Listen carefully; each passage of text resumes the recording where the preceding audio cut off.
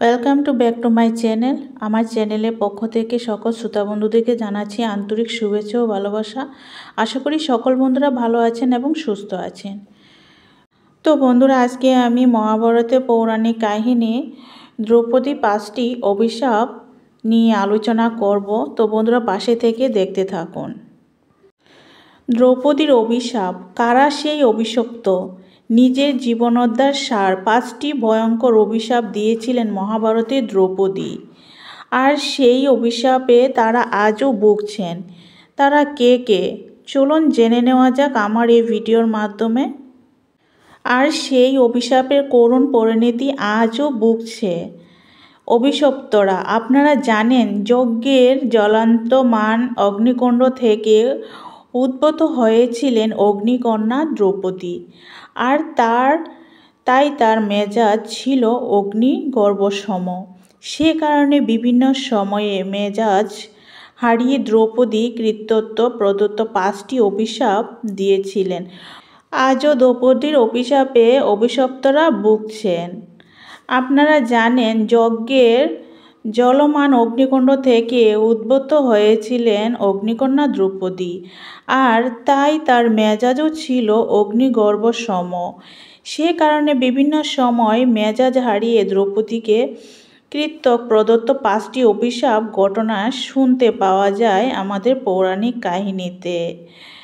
আজকের আয়োজনে আমরা প্রথমে জানব যজ্ঞসেনী দ্রৌপদীর দেওয়া সেই মুখরোচক অভিশাপের ঘটনাগুলো, এবং সবশেষে জানব দ্রৌপদী অগ্নিগর্ভ মেজাজ ও প্রচলিত এক সকল অভিশাপের ঘটনাগুলো। বেদব্যাসের মূল মহাভারতের অনুসারে কতটা সত্য সেটা আজকে আমরা জানব। প্রথমত, দ্রৌপদী কুকুর জাতিকে দেওয়া দ্রৌপদীর অভিশাপ। সেই কুকুর জাতি দ্রৌপদীর দেওয়া অভিশাপগুলোর মধ্যে সবচেয়ে মুখরোচক কাহিনীটি হচ্ছে কুকুর জাতিকে প্রদত্ত দ্রৌপদীর অভিশাপটি। আপনারা জানেন, মহারাজ দ্রৌপদীর আয়োজিত স্বয়ংসভায় দুঃসাধ্য এক প্রতিযোগিতার মধ্য দিয়ে দ্রৌপদীকে স্ত্রী হিসাবে প্রাপ্ত করেছিলেন মহাবীর অর্জুন। তবে মাতা কুন্তী কর্তৃক অবসাবধানবশত প্রকৃত একটি বাক্যের জন্য পঞ্চ পাণ্ডবের সবাইকেই একসাথে বিবাহ করতে হয়েছিল দ্রৌপদীকে, এবং সমাজের বিজ্ঞজনদের পরামর্শ মতো প্রত্যেককে পাণ্ডবদের সাথে ক্রমান্বয়ে দাম্পত্য জীবন অতিবাহিত করতেন দ্রৌপদী। নিয়ম ছিল যে পাণ্ডব যে সময়ে দ্রৌপদীর দাম্পত্য সঙ্গ লাভ করবেন, সে সময় তিনি ব্যতীত অন্য কোনো পাণ্ডব দ্রৌপদীর শয়নকক্ষে প্রবেশ করতে পারবেন না। সেই কারণে দ্রৌপদীর কক্ষে প্রবেশ করার সময় পাণ্ডবগণ নিজেদের পাদুকা গৃহসম্মুখে খুলে রেখে যেতেন। এতে অন্য পাণ্ডবগণ সহজেই বুঝতে পারতেন দ্রৌপদী তার কোনো একজন স্বামীর সাথে শয়নকক্ষে অবস্থান করেছেন। তো একদা দ্রৌপদী শয়নকক্ষে স্ত্রীর সঙ্গ উপভোগ করছিলেন জ্যেষ্ঠ পাণ্ডব যুধিষ্ঠির। ঠিক সে সময় একটি কুকুর এসে শয়নকক্ষের বাইরে রাখা যুধিষ্ঠির পাদুকা যুগল নিয়ে চলে যান। ইতিমধ্যে কোনো এক কারণে তৃতীয় পাণ্ডব অর্জুন দ্রৌপদীর কক্ষে প্রবেশ করার প্রয়োজন অনুভব করেন, এবং যেহেতু শয়নকক্ষের বাইরে কোনো পাণ্ডবের পাদুকা রাখা ছিল না, তাই তিনি নির্দ্বিধায় প্রবেশ করেছিলেন দ্রৌপদীর কক্ষে। ফলে এক চরম বিব্রতকর পরিস্থিতি উদ্ভূত হয়েছিল কক্ষে অবস্থানরত দ্রৌপদী, যুধিষ্ঠির ও অর্জুনের মধ্যে। পরবর্তীতে দ্রৌপদী জানতে পারলেন একটি কুকুর কর্তৃক যুধিষ্ঠির পাদুকা অপসারণের জন্য ঘটে গিয়েছিল এই অনর্থ। তাই রাগে দুঃখে ক্ষোভে তিনি সমগ্র কুকুর জাতিকে এক ভয়ঙ্কর অভিশাপ দিয়ে বসেন। আর তার দেওয়া সেই অভিশাপ ছিল ঠিক যেভাবে স্বামীর সাথে বিহাররত অবস্থায় আমাকে চরমভাবে বিব্রত হতে হয়েছিল, ঠিক সেভাবে সমস্ত কুকুর জাতিকে বিব্রতকর সঙ্গমের মাধ্যমে সন্তান উৎপাদন করতে হবে। আর দ্রৌপদীর সেই অভিশাপের ফল আজও ভোগ করে চলছে সমগ্র কুকুর জাতি। দ্বিতীয়ত, কিচকটে দ্রৌপদীর অভিশাপ। আপনারা জানেন, পাশা খেলায় হেরে 12 বছর বনবাস ও 1 বছর অজ্ঞাতবাস ভোগ করতে হয়েছিল পঞ্চপাণ্ডব ও দ্রৌপদীকে। তো বনবাস শেষে অজ্ঞাতবাসের সময় পঞ্চপাণ্ডব ও দ্রৌপদী ছদ্মবেশ আশ্রয় নিয়েছিলেন বিরাট রাজার রাজ্যে, যেখানে পাণ্ডবগণ ছদ্মবেশ ধারণ করেছিলেন। রাজ পরিবারের মন্তক পাচক, নৃত্য গীতের প্রশিক্ষণ গোরক্ষক ও অশ্বশালার রক্ষক হিসাবে, অপরদিকে সৈরন্ধ্রী নাম ধারণ করে রানী সুদেষ্ণা কেশসজ্জা ও রূপসজ্জার সাহায্য করতেন দ্রৌপদী। কিন্তু কর্মে পরিচালিকা হলেও দেবকন্যার মতো রূপবতী দ্রৌপদীকে দেখে চরমভাবে কামার্ত হয়েছিলেন বিরাট রাজ্যের সেনাপতি কিচক। তিনি নানাভাবে চেষ্টা করেছিলেন দ্রৌপদীকে তার কুপ্রস্তাবে প্রলুব্ধ করার জন্য, কিন্তু দ্রৌপদী নিজেকে বিবাহিতা ও একজন গন্ধর্বের স্ত্রী হিসাবেই উল্লেখ করে বারবার কিচকের কুপ্রস্তাবে প্রত্যাখ্যান করতে থাকেন। এক পর্যায়ে দ্রৌপদীকে নিজের বশীভূত করতে না পেরে দ্রৌপদীর উপর চড়াও হয়ে ওঠেন কিচক। তিনি দ্রৌপদীর কেশকর্ষণ করে তাকে মাটিতে ফেলে দিয়ে তীব্রভাবে পদাঘাত করেন ভরা রাজসভায়। এমনকি বিরাট রাজ স্বচক্ষে কিচকের এই অপকর্ম দর্শন করেও কোনো সুবিচার করতে পারেনি। অন্যদিকে পাণ্ডবগণ ছদ্মবেশে থাকায় চোখের সামনে দ্রৌপদীর অপমান দেখেও সরাসরি কোনো প্রতিবাদ করতে পারেননি। আর তাই ভরা রাজসভায় দ্রৌপদী আর্তনাদ করে অভিশাপ দিয়েছিলেন সেনাপতি কিচককে। তিনি বলেছিলেন, আজ গন্ধর্ব স্বামী শীঘ্রই তোমার এই অপকর্মের শাস্তি হিসাবে তোমাকে মৃত্যুদণ্ড দেবেন। আর এই ঘটনা জেরেই 5 রূপী ভীমের হাতে বর্ধিত হয়েছিলেন কিচক। বলা হয়, এভাবে হাতে নাতে ফলে গিয়েছিল দ্রৌপদীর অভিশাপ। নাম্বার 3, কুরু বংশকে দেওয়া দ্রৌপদীর অভিশাপ।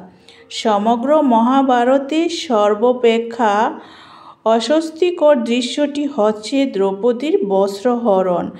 ভরা রাজসভায় উপস্থিত এত সব জ্ঞানী গুণী ও বিজ্ঞজনের সম্মুখে তুচ্ছ পাশা খেলাকে কেন্দ্র করে সংঘটিত হয় ইতিহাসের এক ঘৃণ্যতম এক অপরাধ,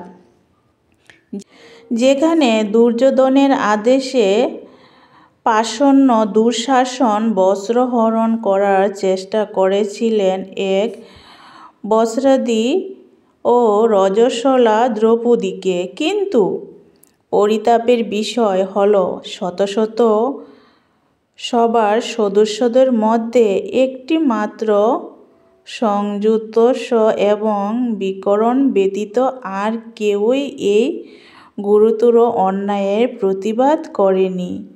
যদিও ভগবান শ্রীকৃষ্ণের কৃপায় শেষ যাত্রায় নিজের মহাহানির হাত থেকে বেঁচে গিয়েছিলেন দ্রৌপদী, তবে পরিস্থিতির ভয়াবহতা কঠোরভাবে আঘাত করেছিল তার আত্মসম্মান ও তার নারীত্বে। আর তাই তিনি রাজসভায় উপস্থিত সকল সভাসদস্যকে সাক্ষী রেখে কঠোর এক অভিশাপ দিয়েছিলেন। সেই অভিশপ্ত করেছিলেন সমগ্র কুরু বংশকে। কী ছিল সেই অভিশাপ?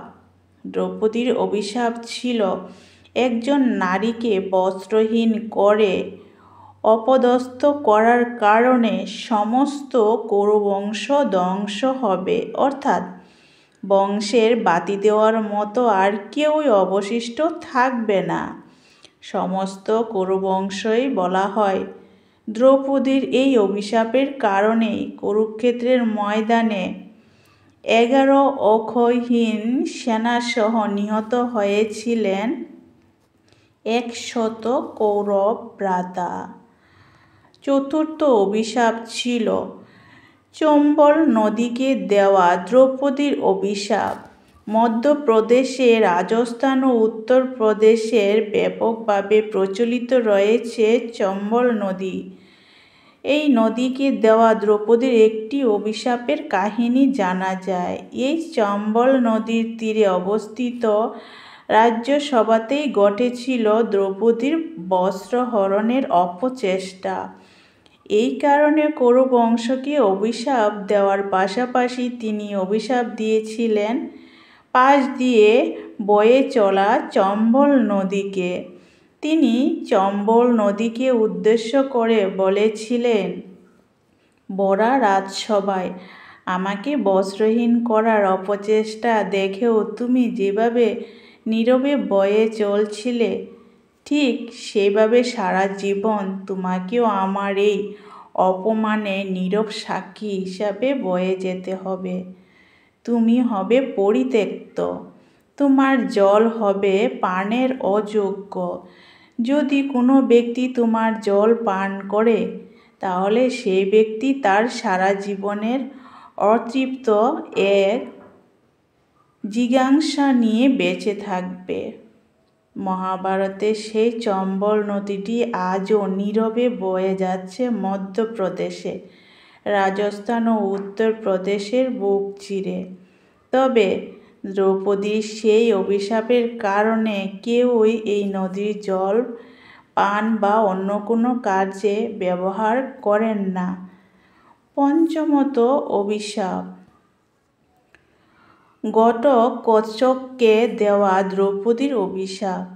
দ্রৌপদী কর্তৃক প্রদত্ত অভিশাপগুলোর মধ্যে ঘটোৎকচকে দেওয়া তার অভিশাপটি বহুলভাবে চর্চিত। আপনারা জানেন, দ্রৌপদীর সাথে বিবাহ বন্ধনে আবদ্ধ হওয়ার আগে রাক্ষসী হিরণাম্বকে বিবাহ করেছিলেন ভীম, আর রাক্ষসী হিরণাম্ব ও ভীমের সন্তান ছিলেন মহাবলী।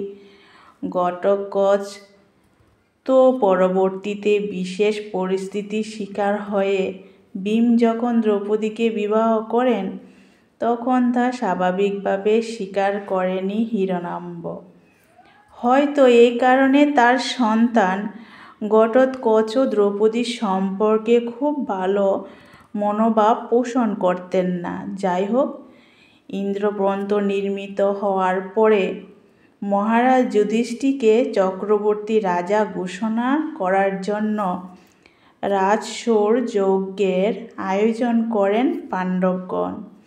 সেই যজ্ঞে আর্যাবর্তের বহু ব্রাহ্মণ, ঋষি এবং রাজনবর্গের পাশাপাশি আমন্ত্রণ করা হয়েছিল দূর দূরান্তের আত্মীয়দেরকেও। আর সেই আমন্ত্রণে সাড়া দিয়ে ভীমপুত্র ঘটোৎকচ এসেছিলেন পিতা পিতৃব্যদের রাজসূয় যজ্ঞে। তবে সেই অনুষ্ঠানে উপস্থিত হওয়ার পরে তিনি সকল গুরুজনদেরকে সমাদর ও সম্মান করেছিলেন বৈকি, তবে দ্রৌপদীর প্রতি প্রদর্শন করেছিলেন অনীহা এবং উপেক্ষা করে। আর ঘটোৎকচের এই অনীহা ও উপেক্ষার উপলব্ধি করে ক্রুদ্ধ হয়েছিলেন সম্রাজ্ঞী দ্রৌপদী। তখন তিনি অভিশাপ দিয়েছিলেন মাতৃস্থানীয়া দ্রৌপদীকে তার প্রাপ্য সম্মান না দিয়ে উপেক্ষা ও অনীহা প্রদর্শন করার জন্য সীমিত জীবনকালের অধিকার হবেন ঘটোৎকচ। পরবর্তীতে রাক্ষসী হিরণাম্বা যখন দ্রৌপদীর এই অভিশাপ সম্পর্কে জানতে পারেন, তখন তিনিও দ্রৌপদীর সন্তানদেরকে স্বল্পায়ু হওয়ার অভিশাপ দেন। ফলত কুরুক্ষেত্রের ময়দানে দ্রৌপদীর গর্ভজাত 5 জন উপপাণ্ডব ও হিরণাম্বার পুত্র ঘটোৎকচ সকলেই প্রাণ হারিয়েছিলেন। এই ছিল প্রচলিত কাহিনী বা উপকথা থেকে প্রাপ্ত দ্রৌপদীর 5টি অভিশাপের ঘটনা। তবে এখানেই শেষ নয়। এখন সময় কিছু অপ্রিয় সত্য কথা বলায় কুকুর জাতিকে প্রদত্ত দ্রৌপদীর অভিশাপের ফল আজও ভোগ করছেন। অভিশাপের কাহিনী মহাভারতের কাহিনী হিসাবেই প্রচলিত হলেও মূল মহাভারতে এটির কোনো অস্তিত্ব নেই।